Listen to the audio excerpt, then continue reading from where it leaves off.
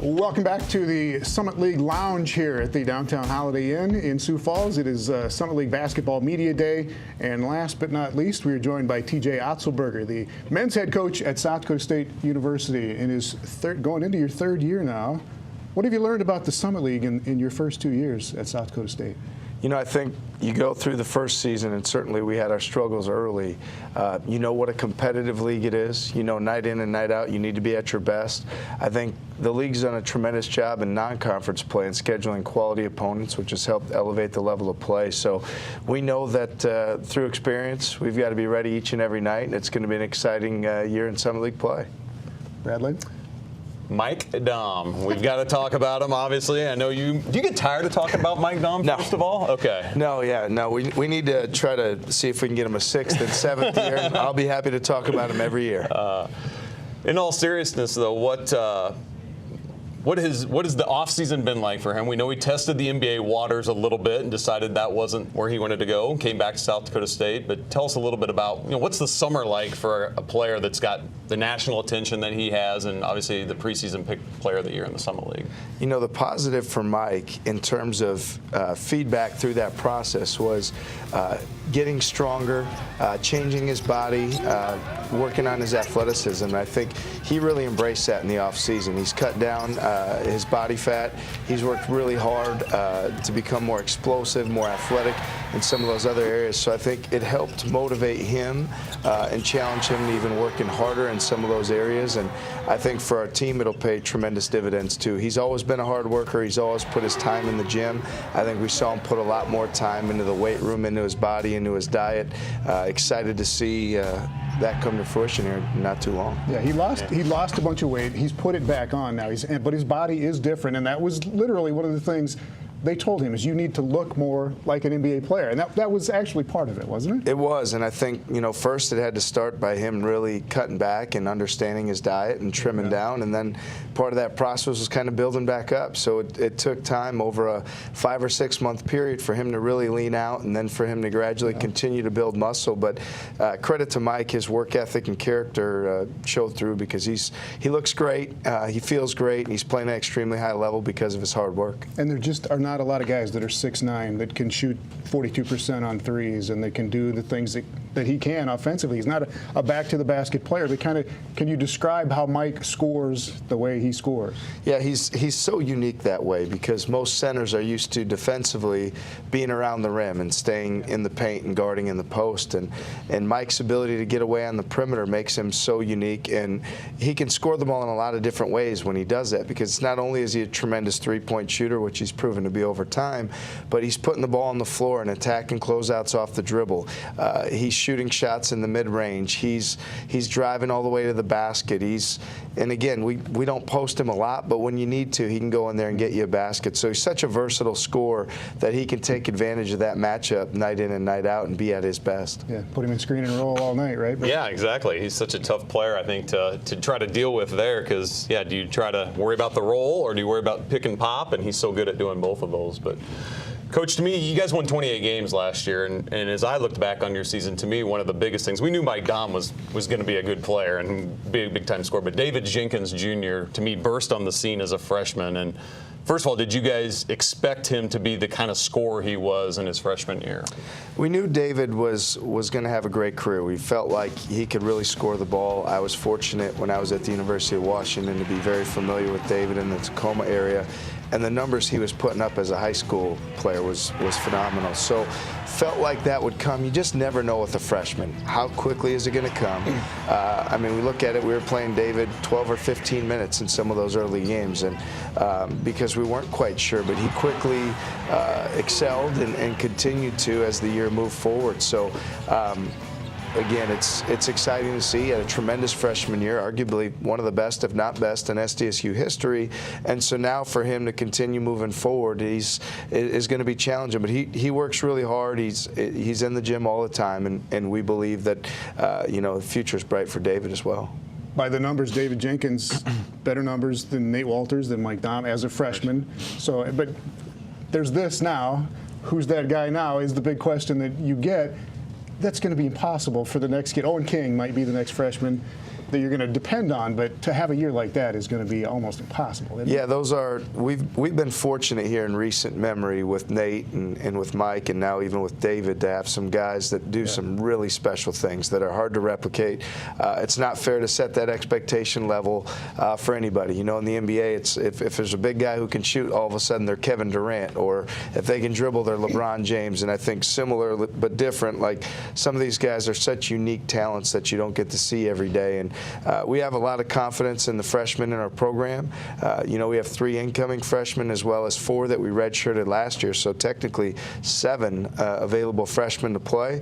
Think they all bring tremendous things to the table, but to expect them to score at the level David did last year as a freshman wouldn't be fair to any of them. There's going to be enough guys to score, right? Talk about one of the redshirt freshmen. I don't know if we mentioned him yet. Lou Dillon is a kid from Wisconsin, sat out last year, 6'8". What's he bring? You know, Lou is a tremendous athlete, physical presence. His body, I mean, he looks like Zeus. I mean, he is strong and physical, athletic on the interior. He's a guy that can block shots. He's a guy that can move his feet. Offensively, he's an above-the-rim guy, a guy that can get offensive rebounds and tip dunks, and he's still skilled enough he can step out and shoot the ball. So he'll give us a tremendous presence on the inside on both ends. There'll be times where he's the guy behind Mike, and there'll be times he and Mike play together. What else are we looking for, Brad? Yeah, Tevin King, Skylar Flatten, a couple of guys that you talk to other Summit League coaches, they're like, they've been here for a long, long time. And talk a little bit about what those guys mean kind of as senior veteran players for your team. Well, first of all, with Tevin, last year at the point guard position, and Tevin's a versatile guard. He can play a lot of different spots. And what he did in terms of leadership and toughness and how he made plays for our team on both sides of the floor, there's a reason why he's on the floor a lot when it's time to win the games, and he has been throughout his career. We look for him to even take a bigger step forward this year with his numbers, maybe in some of the stat columns, but he's just a consummate winner. Skylar, you know, had injury plagued his first few years and never could really hit rhythm. Fortunately, he got this 6th year of eligibility. He's been healthy. He's been playing at a high level. We took a trip up to Canada with our team in August. He played at a very high level. I think Skylar's taken his game really to that next level. He's scoring it a lot more. He's a lot more versatile, not just a shooter. He's putting the ball on the floor more. He's been more aggressive. So those 2 guys have been here, it seems like, a long time. I wish they could be here forever, but they're going to be guys that are key contributors for us this year. All right, and Brandon Key is back as well. Led the team in assists last year. Was a JUCO transfer a year ago. But I mean, this is very simplified. But is this accurate? You've got Mike, and surround him with shooters, and you should be very good again offensively. You guys, 84 points a game, 85 points a game last year. Can you sustain those numbers, and is that how you get it done? Well, first with Brandon, if you look at towards the end of last season, he was playing his best basketball at the end of the year. He, throughout the Summit League tournament and beyond, he really changed the course of all those games. His speed, quickness, ability to force the tempo, offensively, but then defensively to be a menace on the ball has really, you know, been great for us.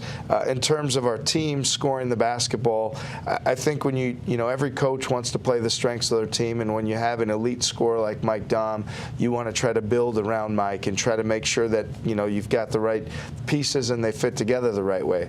With that being said, it's not like those other guys are what you'd actually call as role players either, because they're all really gifted and could score the ball. We saw David put up big numbers, but I think with some of those other guys, with Tevin and Skylar and Brandon, they're able to do that too. So I think we'll be a team that could score the ball in a lot of different ways. You know, what the defense decides to take away and how they play certain things, we'll have to be mindful of that and take advantage of what we feel our offensive advantage is on a given night. All right, let's take a look at the pre-conference schedule here for the South Dakota State University men. And Grand Canyon comes in here in one of those first games. They've got 6'10" Italian. I'm not even trying to say his name. His last name is Lever, but he's the preseason player of the year in the WAC. These are some good teams coming in here to Frost Arena this year. Yeah, Grand Canyon's a phenomenal team. You know, they're a team that's picked at the top of their league, as you mentioned. They've got a graduate transfer eligible with Finke from Illinois, and then they just received word last week that Carlos Johnson, a transfer from Washington. So they've got a team, when you look at them, they look like a BCS caliber team. They're a team with a lot of big physical bodies. They have 6 guys, 6'8" and bigger, that play for them. So have them opening night is going to be a tremendous challenge for us, but trying the best we can to bring as many teams into Frost. And you know, we have Montana coming in later, who's picked to win the Big Sky, and a lot of other teams throughout the course of our pre-conference play, not only coming into Frost, but on the road. So hoping to prepare us for what we know is going to be a really challenging Summit League year. All right, at Nevada, a team that went to the Sweet 16 last year, is going to be a great schedule before the Jackrabbits even get to Summit League play and start out at Western Illinois there on December 28th. All right, Coach, a couple of questions as we take a look at the rest of the Summit League schedule here. Let's go to Elena Lanson, who's got some Ask a Coach questions from social media. Yeah, Coach, the fans have a bunch of questions they want answered, so we're going to throw them at you. But first, what is the most intimidating place that you've ever coached in your career?